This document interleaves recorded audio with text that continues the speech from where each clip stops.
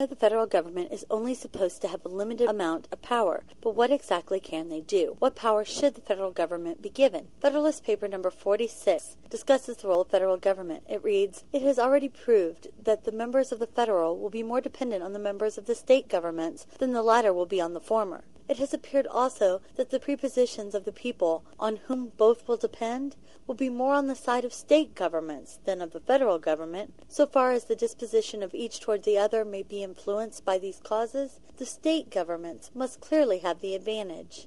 Basically, this is saying the states should always have more power than the federal government. The Federalist Papers are documents published in 1787 and 1788 to explain with specificity the design and intent of our Constitution. The Federalist Papers serve as a primary source for interpretation of the Constitution. After studying these papers, there should be no question as to what our founding fathers intended. You can read all of these papers online, and you should.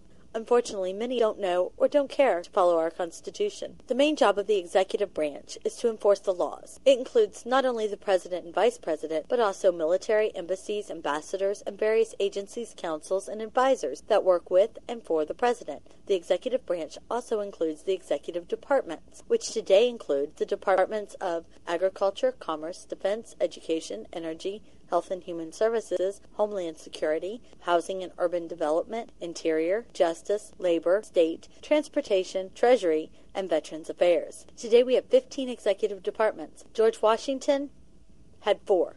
The Department of State, Defense, Treasury, and Justice. Even though these departments are part of the executive branch and their heads, or secretaries, are appointed by the president, it is Congress who creates these departments. It is interesting to note that for over 170 years, our country thrived with only these 4 departments, plus in 1903 the Department of Commerce and Labor, which was expanded into 2 separate departments in 1913. It has only been in the last 55 years that all the other departments were created, and although some of these departments do good things, there are 3 points to keep in mind here. The federal government's role was intended to be limited to foreign policy, security, and conflicts regarding the states, and so on. Now it has grown to control many domestic issues that used to be the responsibility of the state. The federal government's power has grown nearly exponentially in the last 50 years. Once you allow the federal government power, it is nearly impossible to remove that power, which is why our founders created a system of checks and balances. As the chief executive, the president has many constitutional duties, including being the commander-in-chief of our military, conducting foreign affairs, negotiating treaties, appointing cabinet members, justices, reviewing, signing, and vetoing bills, addressing the nation, discussing information with Congress, issuing pardons, setting a budget, hiring and firing personnel. But a president must also be able to lead the legislature, understand foreign governments, to build international coalitions, build and maintain high morale for the troops, citizens, and allies, quickly and correctly manage a crisis, domestic or foreign, set priorities and make life and death decisions, persuade and compromise, and resolve conflicts. The vice president is part of the executive branch but does have some authority in the legislative branch. He or she will preside as the president of the Senate and may address the Senate. However, may only vote in the case of a tie. The vice president will also assume the presidency if the president is no longer able to hold office. Federalist Paper number 51. In Republican government, the legislative authority necessarily predominates. The remedy for this inconveniency is to divide the legislature into different branches and to render them by different modes of election and different principles of action as little connected with each other as the nature of their common functions and the common dependence on the society will admit. This is why the legislative branch consists of 2 houses, the House of Representatives with 435 members serving 2-year terms and the Senate with 100 members serving rotating 6-year terms. The main job is to create laws, but they also pass budgets, confirm presidential appointments, establish rules for naturalization and bankruptcy, coin money, raise and support a military, regulate foreign trade, and they can declare war. But on a typical day, they write, discuss, or pass legislation. A legislator sponsors or introduces a bill. I'm just a bill, yes, I'm only a bill, and I'm sitting here on Capitol Hill. Once the bill is introduced, it is given a number that begins with either HR or S. A bill's number and title may look like this. You can look up and read the bills online at the Senate or House's website or at watchdog websites. Knowing the bill number makes searches easier. You can often look up failed bills and other bills being scheduled or currently considered. Why should you want to do this? Senator McCain rejected a good bill because of bad legislation attached to it. Senator Obama has claimed that he has voted against bills because better bills were on the table. Well, it is possible to check this out for yourself. You certainly do not have to take the candidates at their word on this issue.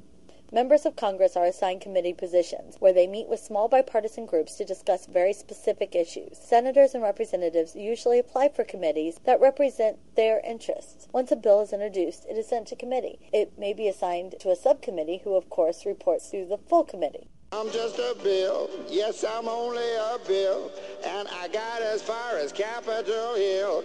Well, now I'm stuck in committee, and I'll sit here and wait while a few key congressmen discuss and debate whether they should let me be a law. I hope and pray that they will, but today I am still just a bill.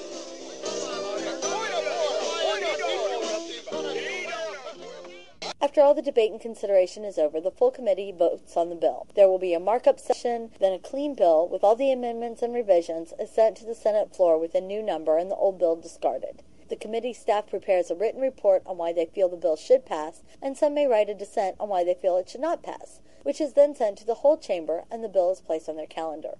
Even after the bill is added to the calendar, there's only a small chance that it will be heard in order or at all. It is up to the Speaker of the House or Majority Leader in the Senate to decide which bills will reach the floor and when it will happen. Nancy Pelosi, the current Speaker of the House, still refuses to allow the Republicans' energy bill to come to the floor for a vote. Personally, I think it is beyond deceitful to refuse a bill that 74% of the country wants, be allowed an up or down vote. These representatives are supposed to listen to the will of the people, and the people's only recourse is to stop them from being reelected. If the bill is lucky enough to get to the floor, it will be debated. Debate is limited in the House by a Rules Committee and then is voted on. In the Senate, the bill can be subject to unlimited debate, and sometimes senators will use something called a filibuster to kill a bill. Basically, they'll continue to debate until they recess or time is run out. They will literally talk the bill to death. However, if senators can get a vote of 3/5 of the full Senate, they can invoke cloture. This measure sets a time limit to 30 more hours of debate, thus ending the filibuster. Finally, the bill gets to a vote, and if it passes, then it moves to the other chamber, where it must undergo debate and consideration as well. Oh, but it looks like I'm going to live. Now I go to the House of Representatives and they vote on me. If they vote yes, what happens? Then I go to the Senate and the whole thing starts all over again. Oh, no. Oh, yes. If the bill does not pass both chambers, then the bill dies. Let's assume that the bill actually passes in the Senate and the House. Do we have a law? I'm just a bill, yes, I'm only a bill, and if they vote for me on Capitol Hill, well, then I'm off to the White House where I'll wait in a line with a lot of other bills for the president to sign, and if he signs me, then I'll be a law. How I hope and pray that he will, but today I am still just a bill. The bill must then be sent to the president. He'll review the bill, and he can either sign it, veto it, or he can do nothing. If the Congress is in session and the president signs the bill or does not sign the bill within 10 days, then the bill becomes a law.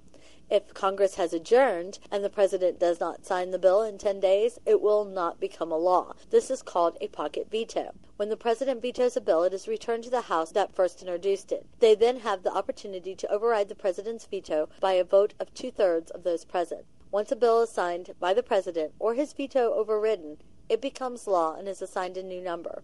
I'm still just a bill. He signed your bill. Now you're a law. Oh, yes. The United States Supreme Court, the highest court in the land.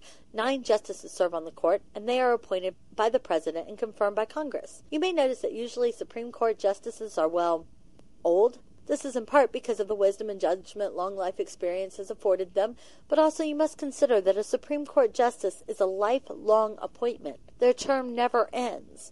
So if a justice is appointed who tries to create new laws instead of interpreting our Constitution, then we're stuck with that justice for the rest of his or her life, or until they choose to retire.